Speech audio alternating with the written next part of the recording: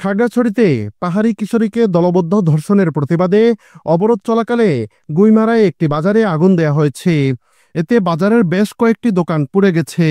এছাড়াও বাজারের পার্শ্ববর্তী কয়েকটি বসতঘরেও আগুন ছড়িয়ে পড়ে।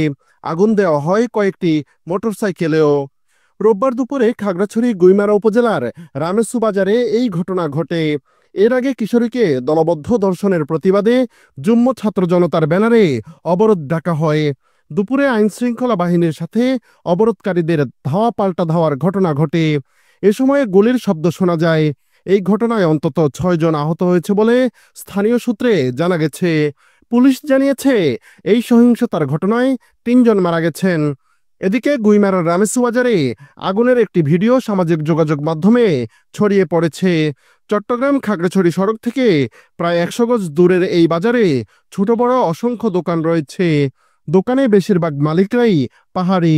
এই ভিডিওতে দেখা যায় আগুনে বাজারের দোকানপাট ও বাইরের কিছু স্থাপনা এবং ফার্নিচার জ্বলছে।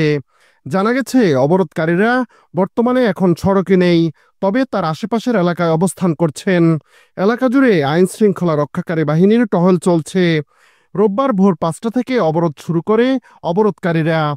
এদিন তারা জেলার বিভিন্ন উপজেলার সড়কে গাছের বড় বড় গড়ি ফেলে এবং টায়ারে আগুন দিয়ে অবরোধ করে।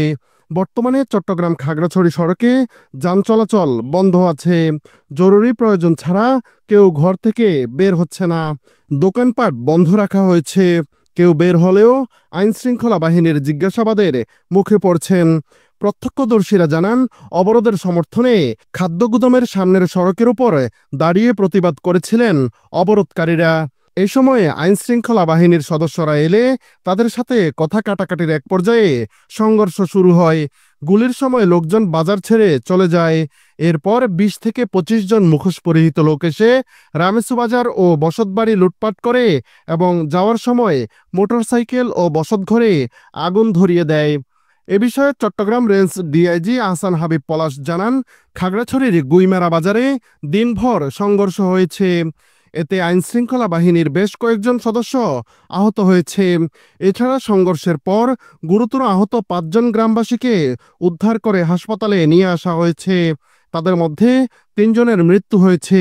বিকেলের পর পরিস্থিতি শান্ত হয়েছে। এলাকায় অতিরিক্ত পুলিশ মোতায়েন করা হয়েছে। অন্যান্য আইনশৃঙ্খলা বাহিনীর তৎপরতা বাড়ানো হয়েছে। অপরদিকে বর্তমান পরিস্থিতি নিয়ে খাগড়াছড়ি জেলা প্রশাসনের সম্মেলন কক্ষে বিভিন্ন শ্রেণীর লোকজনকে নিয়ে দুপুরে এক মতবিনিময় সভা অনুষ্ঠিত হয়েছে। জেলা প্রশাসক এবিএম ইফতেখার উদ্দিন খন্দকারের সভাপতিত্বে অনুষ্ঠানে প্রধান অতিথি হিসেবে উপস্থিত ছিলেন পার্বত্য চট্টগ্রাম বিষয়ক উপদেষ্টা সুপ্রদীপ চাকমা। তিনি বলেন, পার্বত্য চট্টগ্রামকে অশান্ত করে একটা পক্ষ ফায়দা নেয়ার চেষ্টা করছে।